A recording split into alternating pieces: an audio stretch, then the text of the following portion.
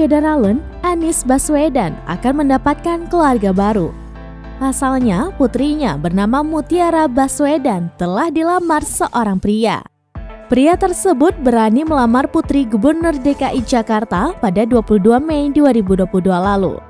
Namun, kabar bahagia ini baru dibagikan Mutiara Baswedan lewat unggahan Instagramnya. Wanita yang akrab disapa Tia ini memposting potret saat lamaran beberapa waktu lalu. Berbalut kebaya merah marun yang membuatnya semakin anggun, seorang pria memasangkan cincin ke jari putri Anies Baswedan tersebut.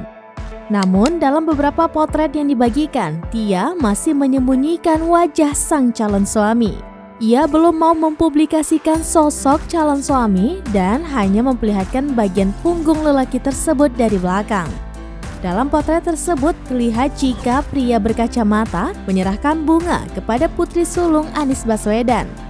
Tia tampak tersenyum lebar saat menerima bunga dari pria yang identitasnya masih dirahasiakan. Pria berkacamata tersebut memasangkan cincin kepada Tia dengan niat untuk meminangnya. Tidak lama setelah itu, Tia pun berfoto bersama sang kekasih sambil memamerkan cincin berlian yang ada di jari manisnya. Momen bahagia tersebut ramai dibanjiri komentar oleh para rekan dan sahabatnya. Di antara deretan ucapan selamat itu, ada yang menyorot wajah calon menantu Anies Baswedan. Wajah kekasih Tia itu disebut mirip seperti Anies Baswedan karena sama-sama memakai kacamata.